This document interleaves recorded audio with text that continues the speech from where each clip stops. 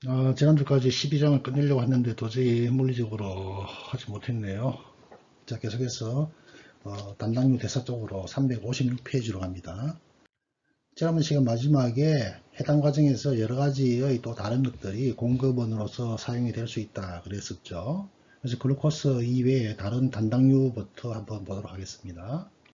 356페이지의 단당류 대사 보면은 우리가 앞에 시간에서 헥소카이네이즈가 굉장히 다양하게 기질을 활용할 수 있다는 것을 보여주고 있었어요.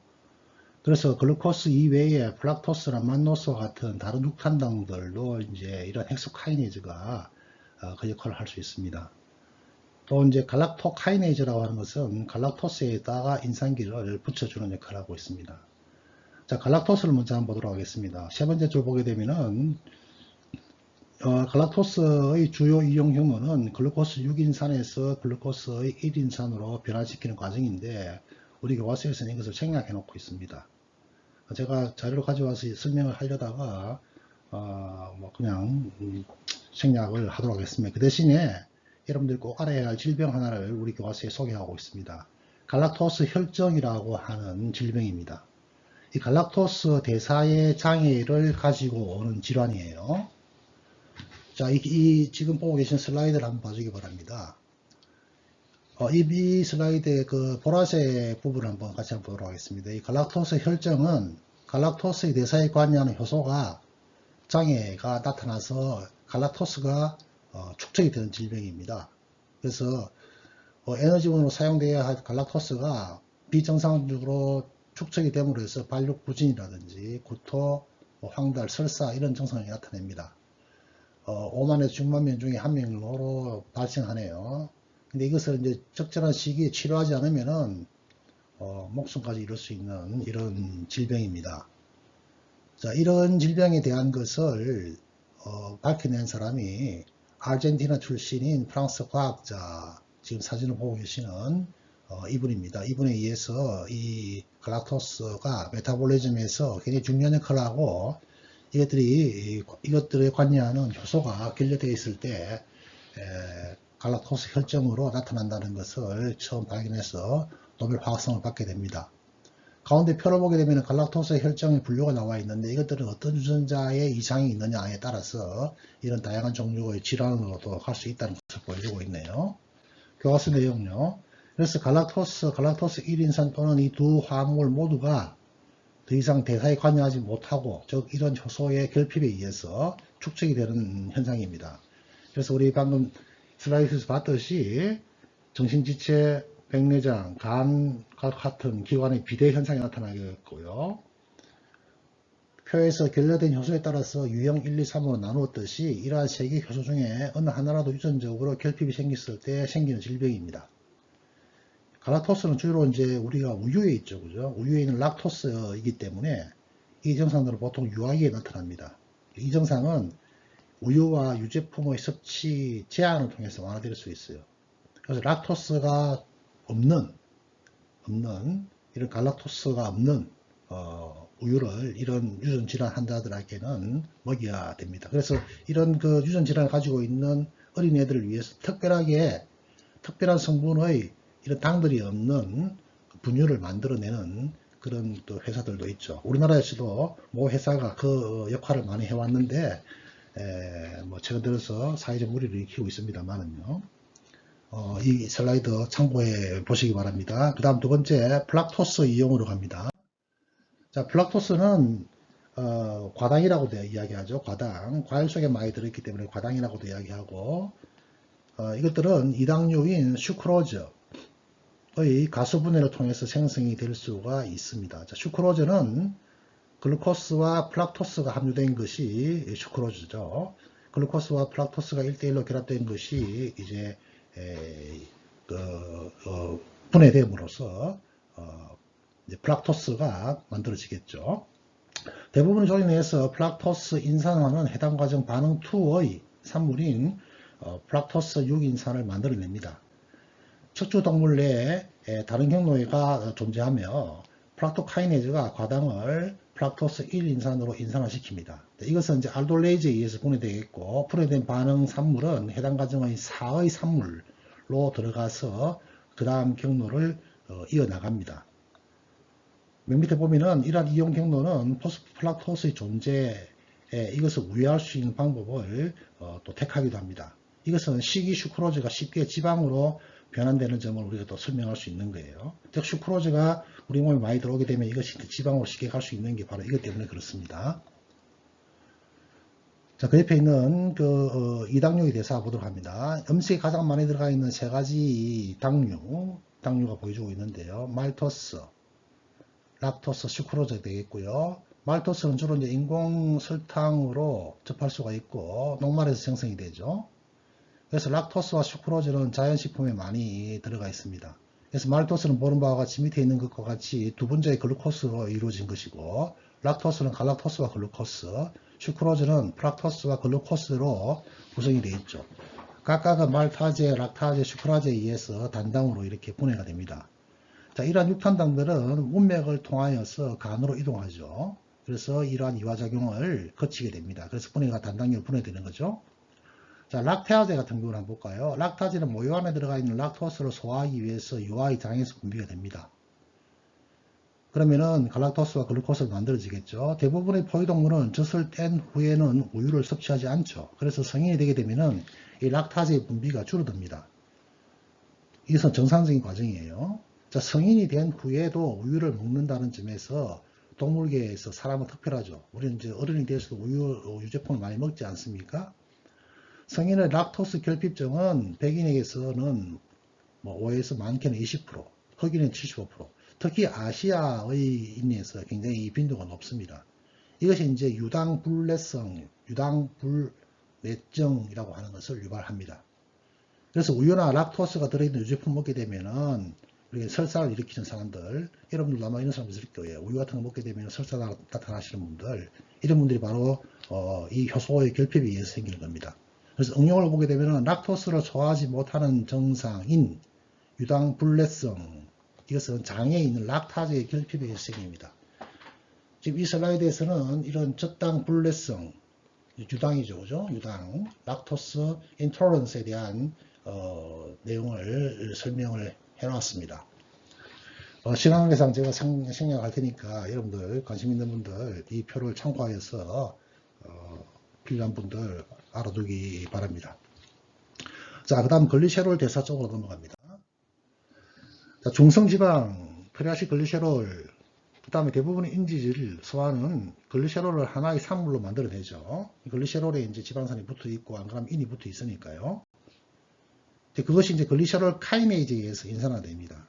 그래서 밑에 있는 거 보니까 글리세롤 카이네이즈에 의해서 글리세롤이 어떻게 되죠? 인산기가 붙게 됩니다. 그 인산기는 ATP에서 오게 되겠고요. 그래서 만들어진 것이 글리세롤 3인산이 되겠고, 이것은 글리세롤 3인산 탈수소 효소에 의해서 산화됩니다. 그래서 다이하이드록시 아세톤 인산을 만들어내는 과정이 다음 페이지에 나와 있네요. 자, 그래서 그 과정을 통해서 뭘 만들어내죠? NADH가 만들어지네요. 글리세롤 3인산에 있는 H가 하나 빠져나와서 NADH의 결합에 의해서 NADH를 만들어내는 과정을 보여주고 있습니다. 그 다음에 4번 다당류의 대사, 동물 대사 중 글루코스는 두 개의 주요 다당류에서 생성이 되는데 1번 이러이러한 것들요. 그 다음 2번 또 이런 것들요. 자, 이런 것들에 의해서 이것들이 만들어진다는 거죠. 그 다음에 두 고분자 모두 글루코스 장기, 자, 글루코스 장기가 글루코시드 결합으로 되어 있죠. 1번과 4번의 사이에 결합이 되어 있는 글루코시드 결합으로 되어 있습니다. 그런데 이제 아밀로펙틴과 같은 이런 것들은 1번과 6번 사이에 결합을 하기도 합니다. 글루코젠은 화학적으로 아밀로펙틴과 비슷하지만 더 많이 분지가 많이 되어 있어요. 가지치기가 많이 되어 있어요. 그래서 굉장히 분자량이 굉장히 커지게 됩니다. 그래서 많은 미생물들이 동물과 같이 탄수화물을 이제 글리코젠으로 저장을 하게 되는 것이죠. 자, 가수분해와 가인산화 분해를 한번 보도록 하겠습니다.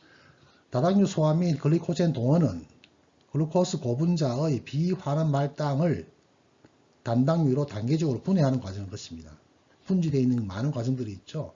그래서 이것이 이제 가수분해나 혹은 가인산 분해를 통해서 이 과정을 이제 이뤄낸다는 것을 보여주고 있습니다. 가수분해, 가인산 분해. 자, 그 옆에 있는 그림 12.20을 봐주기 바랍니다. 12.20을 보게 되니까 가운데 이제 글리코시드 결합을 하나 가지고 있죠.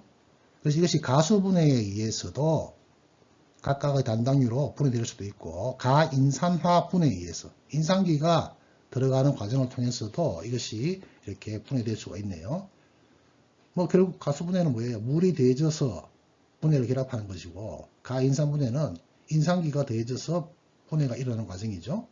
그래서 가인산 분해를 촉진하는 효소를 보통 우리가 포스폴리레이즈라고 이야기합니다. 포스폴리레이즈 이렇게 이야기하고, 인산 에스테르 결합의 가수 분해를 촉진하는 포스파타제와는 우리가 조금 구별해서 알아둬야 할 필요성이 있습니다. 밑에 있는 개념 읽어봐 주시고요. 오른쪽에 응용, 맥주 제조 이야기가 나오는데요. 응용 바로 옆에 보니까 소화산물은 흡수되고 간으로 이동된다. 그래서 이것이 결국은 또 글루코스로 변환되는 과정을 거쳐야 된다. 까지 해서 간단하게 정리를 합니다. 그 다음에 두 번째, 녹말 및 글리코젠의 소화입니다. 동물 내에서 전분과 글리코젠의 소화는 침에서 분비된 아밀레이즈에 의해서 일단은 시작을 하죠. 그래서 이 아밀레이즈는 1번과 4번 사이에 있는 글리코시드 결합을 분해합니다. 그 다음에 장내 췌장에서 분비된 또 아밀레이즈. 자, 침에서 분비된 아밀레이즈는 이제 위로 내려오게 되면 더 이상 활동을 못하죠. 산성 환경에 의해서. 위에서 여러 가지 이제 분해가 일어난 다음에 음식물들이 소장으로 갈 때 췌장에서 아밀레이즈를 또 분비를 하죠. 그래서 이런 소화가 계속되겠죠. 그래서 아밀레이즈는 아밀로즈를 말토스와 약간의 글루코스로 이렇게 분해시키는 과정을 참여하게 됩니다. 여기까지 정리하고, 이거는 이제 소화기 기관에 다룰 때 좀 더 심도 있게 다룰 것입니다. 그 다음 12.8 근육과 간의 글리코젠 대사 쪽으로 가도록 합니다. 세 번째 줄요.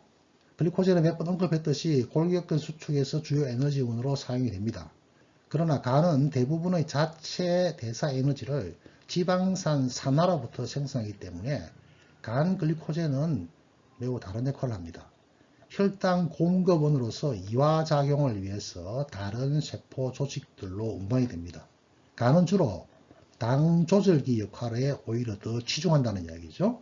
그래서 적당한 혈당량 유지를 위해서 글리코젠 생성과 분해를 간에서 조절을 합니다. 자, 글리코젠 분해가 나와 있는데요. 이것을 12.22 그림을 보면서 간략하게 설명하도록 하겠습니다. 아시는 바와 같이 이런 것들은 굉장히 가지치기가 많이 되어 있어요. 가지치기가 많이 되어 있어요. 우리가 앞에서 우리가 언급했듯이 가지치는 부분에는 1번과 6번 사이에 글리코시드 결합으로 되어 있고, 나머지는 뭐예요? 전부 다 분지되지 않은 부분은 당과 당 사이는 1,4 글라이코시드 결합으로 연결되어 있다 그랬죠. 자, 그런데 이것들이 막 잘려서 분해되기 시작합니다. 분해되기 시작하다가 이것들이 일정한 시간까지 잘리게 되면은 더 이상 잘리지 않고 옆에 있는 가지로 이동하게 됩니다. 그래서 가지를 하나 이제 생략해내는 거죠.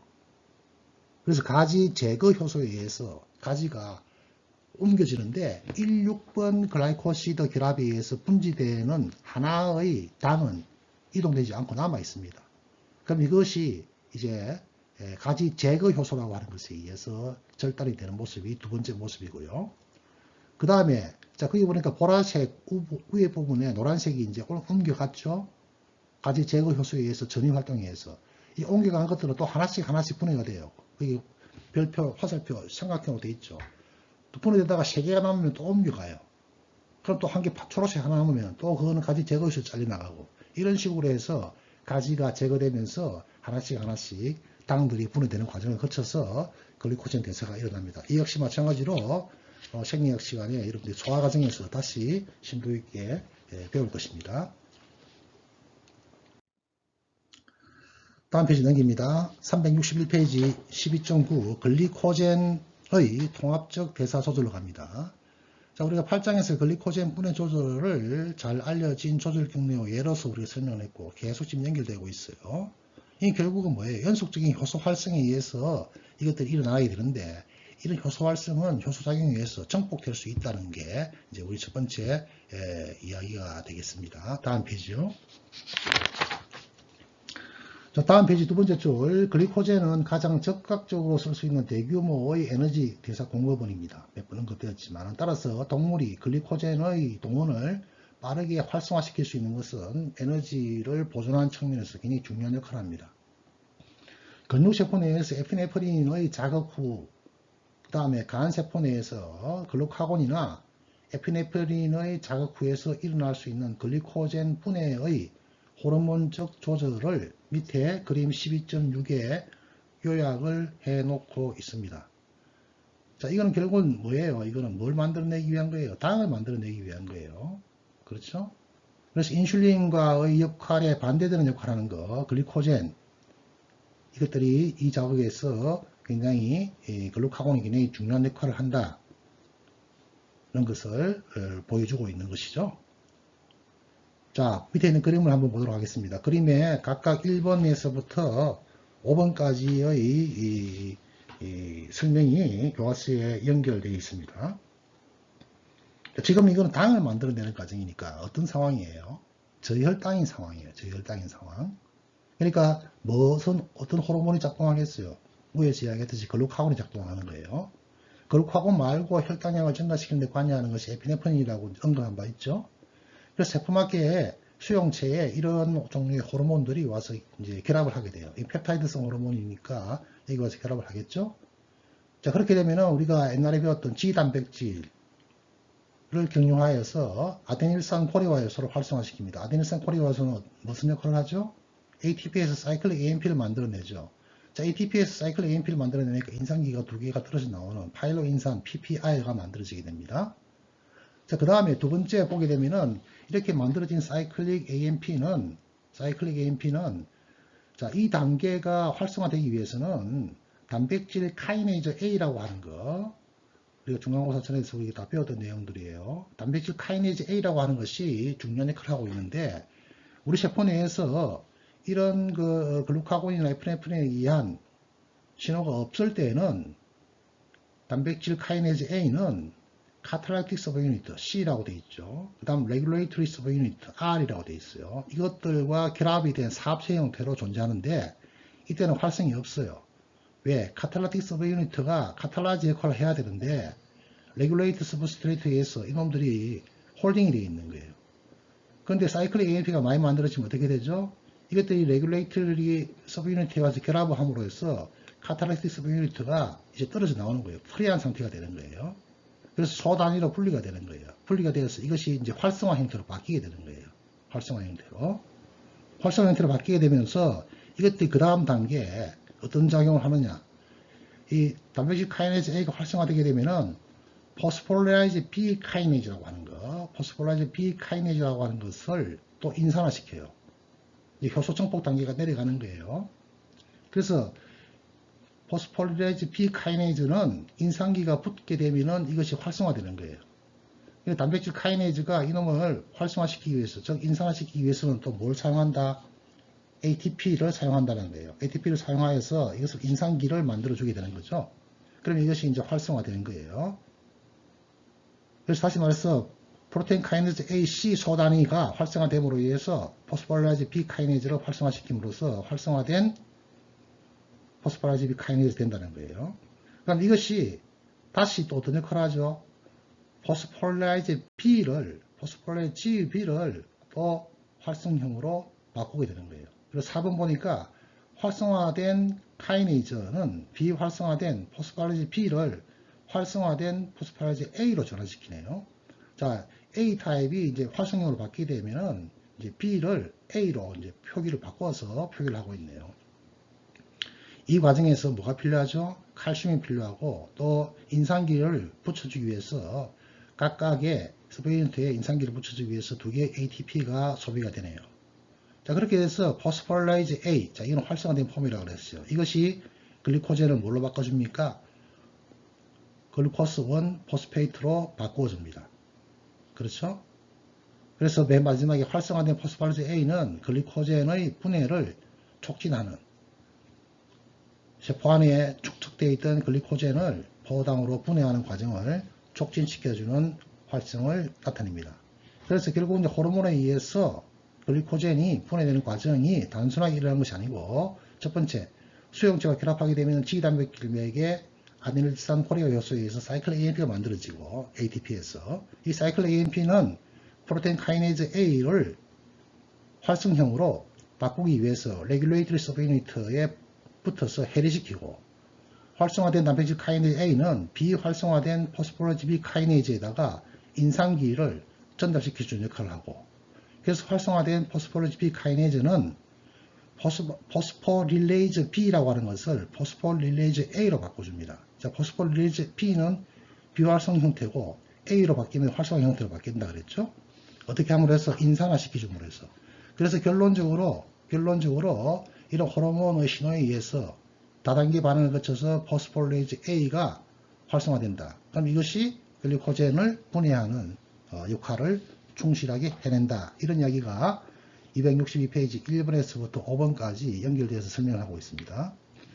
자, 그 다음에 조절 경로의 각 반응은 호르몬적 신호를 증폭시킨다. 그래서 세포 표면에 있는 매우 소량의 호르몬 분자도 세포 내 글리코젠 저장에 방대한 양의 글루코젠 원 인산 방출을 유도하게 되겠고, 경로 비활성화는 포스파타제의 활성이 필요합니다. 반대로 포스파타제는 포스포라이즈 B 카이네이즈와 포스포라이즈 A에서 인산화를 제거한다. 인산화를 제거하게 되면 어떻게 됩니까? 비활성으로 바뀐다는 이야기가 되겠습니다. 그 다음 1번 글리코젠 포스포라이즈 구조. 두 번째 테라그래프. 방금 우리가 살펴봤던 그림에서 볼 수 있듯이 활성화 반응은 특별한 포스포라이즈 B 카이네이즈에 촉진된다 그랬어요. 자, ATP로부터 두 개의 셰린 장기로 인산화가 전달된다. 인산화가 붙는 아미노산이 셰린이네요. 이런 비활성화는 특별한 포스포라이즈 포스파타제인 인단백질 포스파타제 1. 자, 우리 교과서에 보면은 PPI라 되어 있어요. 포스파타제에 의해서 이것들이 촉진이 되네요. 이런 인단백질 포스파타제 1번은 진핵생물 내 도체에 존재하는 세린 스레오닌 단백질 포스파타제에 해당합니다. 어렵지만 여기까지 정리하고요. 그 다음에 포스포라이즈의 조절. 자, 보니까 B 타입이 있었고 A 타입이 있었어요.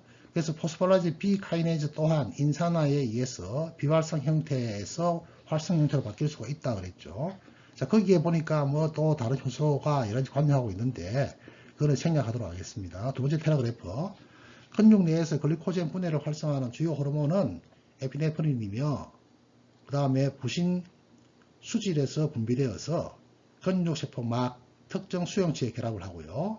그래서 간 글리코젠 동원은 주로 췌장 펩타이드 호르몬인 글리코젠에 의해서 자극되지만 간은 에피네프린에도 반응할 수 있다. 즉, 이 반응을 시작하게 하는 것이 에피네프린하고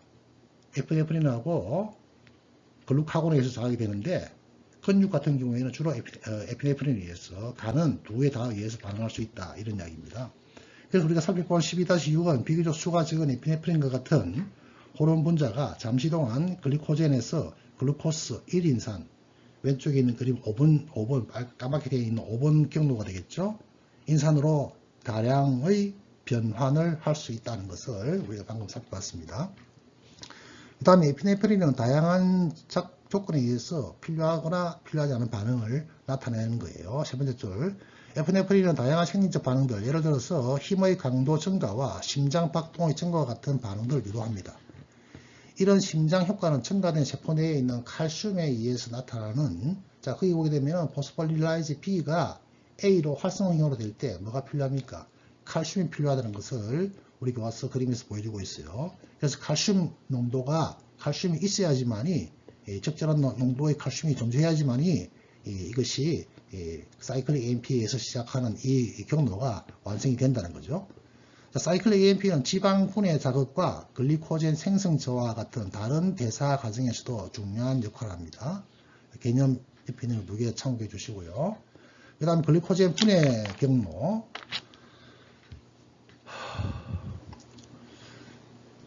자, 시간이 지나서 조금만 더 하도록 하겠습니다.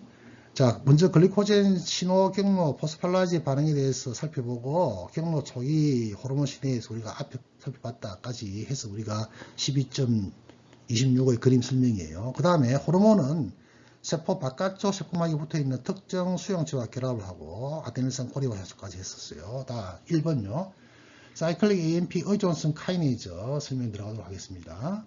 사이클릭 AMP 의존성 카이네이즈는 단백질 카이네이즈 A라고도 부르며, 자, 우리가 방금 그림에서 봤듯이 소단위 C, R 두 개로 되어 있습니다. 사합체죠. 이것들은 촉매적으로 비활성화되어 있어요. R 단위의 사이클릭 AMP 결합 부위가 있고, 이것이 이제 결합하게 되면은 C 타입이 릴리즈 되기 때문에 활성이 증가된다. 그리고 좀 전에 왼쪽에 설명한 내용을 다시 구현 설명하고 있고요. 그 다음에 밑에 이러한 구조 변화란 말이 나옵니다. 이러한 구조 변화는 사합체가 분리되어서 촉매적으로 활성화된 C 소단위가 포스폴라이즈 B 카이네이즈 이것을 인산화를 유도한다까지요. 그 다음 B 포스폴라이즈 B 카이네이즈 이것들은 4개의 알파, 베타, 감마, 델타의 소단위로 구성되어 있고 알파와 베타 조절 소단위는 프로테인 카이네이즈 A에 의한 인산화 처리를 가지고 있네요. 그 다음에 델타 소단위는 칼모둘린 또는 칼슘 조절 단백질에 해당하는 부분입니다. 자, 칼슘 이온은 오랫동안 생리적으로 중요한 역할을 했는데 신경전도, 그 다음 근육 수축, 이게에서 굉장히 중요한 역할을 하죠. 대부분의 이러한 효과는 칼슘과 세포 내의 작은 칼슘 농도에 민감한 칼모둘린에 의해서 매개가 됩니다. 칼모둘린에서 매개가 됩니다. 자, 칼모둘린 하기 전에 여러분들이 지금 보고 계신 이 그림, 이거는 앞에서 봤던 그림 12.26을 다시 한 번 더 설명하기 위해서 사이클릭 AMP가 어떻게 촉매가 되는지를 보여주는 그림이 12.27이고요. 그 옆에 오른쪽에 있는 그림은 사이클릭 AMP의 C 단위가 활성화되는 모습을 다른 교과서에 있는 내용들을 가져온 그림이니까 참고해 주기 바랍니다. 그 다음에 조금 전에 이제 포스폴리레이즈 B 카이네이즈 이야기를 했었죠. 보시는 바와 같이 알파, 베타, 감마, 델타가 있는데요. 델타 감마가 있는데요. 여기서 보니까 델타에 칼슘 결합 자리가 있습니다. 델타가 좀 전에 이야기했듯이 칼슘이 결합하는 자리예요. 그래서 이 칼슘이 결합하게 되면은 어떤 작용이 생기죠? 자, 밑에 보니까 스무스 머슬 컨트랙션이 있습니다. 스무스 머슬 컨트랙션이 있어요. 자, 스무스 머슬 컨트랙션을 보게 되면은 자, 이건 스무스 머슬이니까 이건 액션 포텐셜, 즉 정기적인 반응에 의해서 이렇게 액티베이션 돼야 되겠죠. 정기적인 반응이 오게 되면은 왼쪽 아래 그림 상세하게 봐주기 바랍니다. 그렇게 되면 칼슘 채널이 오픈되어서 칼슘 안으로 들어오게 돼요. 이건 신경계에서 다시 또 우리가 언급할 건데요. 그래서 세포 내에 이런 칼슘 농도가 높아지게 되면 이것이 칼모둘린이라고 하는 프로테인과 결합하게 됩니다. 그래서 칼모둘린 칼슘 컴플렉스가 미오신과 액틴의 슬라이딩 무브먼트를 촉진시켜주는 과정이 생기게 되겠고, 자, 그런데 이 과정에서 또 그 NO 일산화질소가 들어오게 되면은 GTP를 사이클릭 GMP를 만들어서 이것을 더욱더 이제 활성화시켜주는 과정이 있는데, 특히 이제 NO는 이런 컨트랙션을 통해서 혈관의 그 확장 효과를 가지고 있죠. 확장 효과. 결국 이제 비아그라 같은 이런 것들이 혈관 확장시켜주는 게 바로 이런 NO를 만들어내기 때문이고, 이 NO가 사이클릭 GMP를 많이 만들어서 이런 스무스 머슬의 확장을 시키기 때문에 그런 효과가 나타나는 것입니다. 자, 그 그림에서는 이제 칼모듈린이 붙는 자리 그 부분을 갖다가 모식적으로 나타낸 것이 오른쪽 그림이니까 여러분들이 참고해 주시고요. 간단하게 364페이지 칼모듈린까지 해서 마치도록 하겠습니다. 자, 칼모듈린은 아미노산 서열의 유사도가 매우 높은 작은 단백질로서 4개의 칼슘 결합 부위를 가지고 있습니다. 자, 방금 우리가 교과서에서 다룬 내용 말고 지금 이 슬라이드에서 봤던 내용들이에요. 각각의 칼슘 결합 부위를 가지고 있다고 그랬고요.